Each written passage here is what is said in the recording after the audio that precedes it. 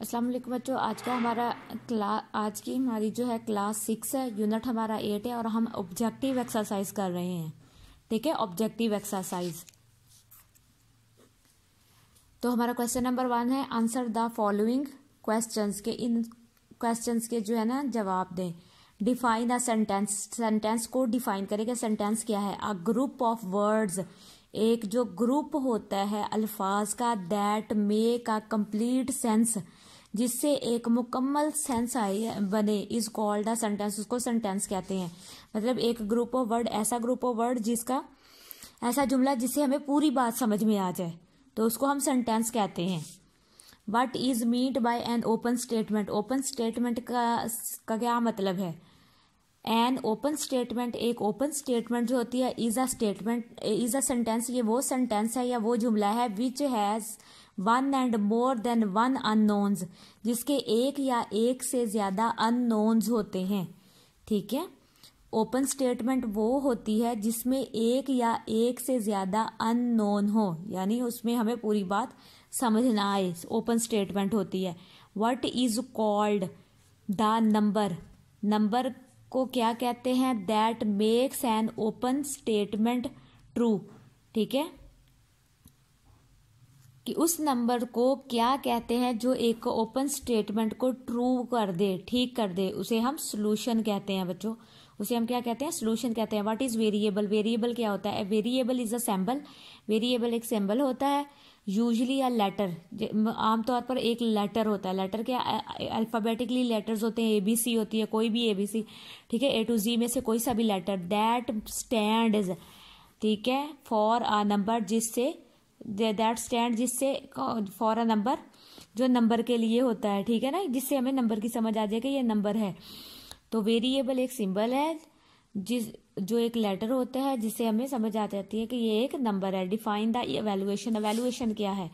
N evaluation, एक evaluation is a process, ये वो अमल है, of finding the absolute value of an expression, जिससे हमें एब्सोल्यूट वैल्यू जो है किसी एक्सप्रेशन की मिलती है, उसे हम एवेल्युएशन कहते हैं। एवेल्युएशन का मतलब होता है जायजा लेना, कि यानी जो स्टेटमेंट हमारे पास है वो क्या ठीक भी है या नहीं है। ठीक है, एब्सोल्यूट वैल्यू निकालने के लिए हम एवेलुएट करते हैं चीज़ों को। तो बच्चों ये आपके डिफाइंस हैं। अब हम आगे फिल इन द ब्लैंक्स और एमसीक्यूज करते हैं। बच्चों अब हम करेंगे क्वेश्चन नंबर 2, रिव्यू एक्सरसाइज हमारी 8 है, यूनिट 8 की। ठीक है, तो फिल इन द ब्लैंक्स है। A dash can be either true, ठीक है, वो कहता है डैश जो है कैन बी आइदर ट्रू, या सही हो सकती है, और फॉल्स, ठीक है, या गलत होगी, बट नॉट बोथ, लेकिन दोनों नहीं हो सकती। तो स्टेटमेंट, या तो स्टेटमेंट हमारी ठीक होगी या गलत होगी, लेकिन दोनों नहीं हो सकती। Algebra is a general form of the arithmetic, वो कहता है अलजबरा जो है ये आम सी शक्ल है ऑफ अर्थमेटिक की। ठीक है, द मल्टीप्लाइंग फैक्टर, जो मल्टीप्लाई करने वाला जो फैक्टर होता है of variable, is called coefficient, तो उसको हम कॉफिशेंट कहते हैं।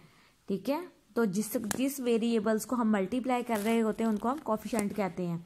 The part of an algebraic expression, जो पार्ट्स होते हैं अलजेब्रिक एक्सप्रेशंस के, सेपरेटेड बाय द साइन, तो उनको हम सेपरेट करते हैं, अलहदा करते हैं by the sign plus and minus, plus और माइनस से हम उसको अलहदा करते हैं। आर कॉल्ड टर्म्स, इसे हम टर्म्स कहते हैं।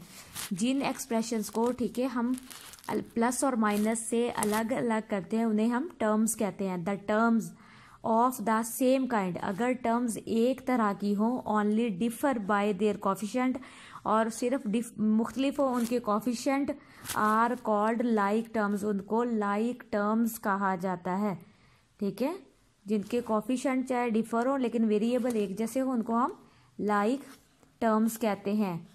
अब आपका है tick the correct option, answer tick करे करेक्ट आंसर को। वो कहता है इन 4x स्क्वायर, ठीक है, कॉमा लगा दिया, ये आपका सवाल है। उसमें पूछ रहा है 2 इज नोन एज, इसमें से 2, ये जो 2 ऊपर है उसे क्या कहते हैं?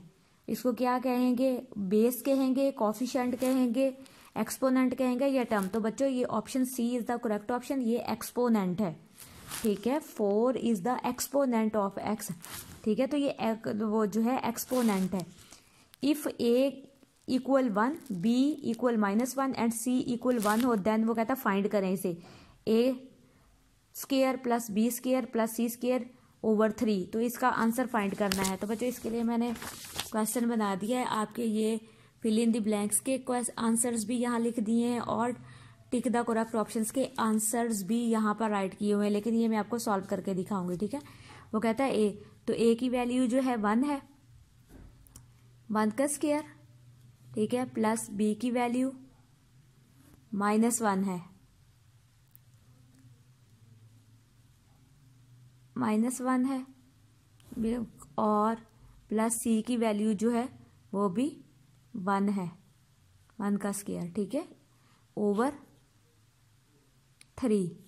अब हम क्या करेंगे, 1 का स्क्वायर को 1 के 1 जार तो 1 ही हो जाएगा, क्योंकि 1 को 2 टाइम ऐसे करेंगे तो 1 ही आएगा, प्लस फिर 1 मल्टीप्लाई बाय 1, इसका स्क्वायर खत्म कर रहे हैं हम, प्लस 1 मल्टीप्लाई बाय 1 ओवर 3। अब हम क्या करेंगे, ये 1 जार 1 हो गया, प्लस 1 जार 1 हो गया, प्लस 1 जार 1 हो गया ओवर 3। तो इन तीनों को प्लस कर देंगे तो 3 ओवर 3, ठीक है। तो 3 1 जार 3, 3 1 जार 3, तो 1 आ जाएगा। तो इसका जो हो जाएगा 1। तो ऑप्शन जो है ए इज द करेक्ट ऑप्शन। बच्चों ऑप्शन ए जो है वो इज द करेक्ट ऑप्शन, ठीक है। तो इसका 1 आ जाएगा। उसके बाद वो कहता है इन x प्लस 2 में 2 क्या है, 2 इज नोन एज कॉफिशेंट है, कांस्टेंट है, वेरिएबल है या एक्सपोनेंट है। तो बच्चों ये आपका जो है कांस्टेंट होगा, 2 जो होगा वो क्या होगा आपका कांस्टेंट होगा। तो option B is the correct option. तीसरे वाले का जो है वो ऑप्शन बी जो है करेक्ट ऑप्शन है। तो कांस्टेंट जो है वो 2 जो है कांस्टेंट होगा। अब वो कह रहा है कि आपका ऑप्शन नंबर जो है एमसीक्यूज नंबर 4 है, x square plus x square plus x is equal to, आपने बताना है कि इसमें से कौन सा आंसर करेक्ट है। तो इसको भी मैं आपको सॉल्व करके दिखा देती हूँ। देखिए ये x है, ये 2x है, ठीक है, 2x स्क्वायर आ जाएगा। इन दोनों को प्लस इकट्ठा कर लेते हैं, प्लस इन दोनों को कर लेते हैं 2x। इसमें जो कॉमन है बच्चों देखें, कॉमन जो है 2 है, 2 बाहर रख लेंगे, एक्स स्क्वायर प्लस एक्स इस तरह से, तो ये इसका आंसर आ जाएगा। तो ऑप्शन जो है सी इज द करेक्ट ऑप्शन, ठीक है। तो ऑप्शन सी जो है वो आपका करेक्ट होगा बच्चों। इस तरह से आपने ये सॉल्व करना है और इसको समझना है। तो देखें x स्क्वायर प्लस x आ जाएगा, तो option C is the correct option. तो इस तरह से बच्चों आपने ये फिल इन द ब्लैंक्स और एमसीक्यूज करने हैं और इनको सॉल्व करके भी देखा करें। इसी तरह से फिर आपको जब पेपर होता है तो आपको समझ आएगी। अगर आपको मेरी वीडियो अच्छी लगे तो ज़रूर लाइक करें, सब्सक्राइब करें और आगे शेयर करें। अल्लाह हाफ़िज़।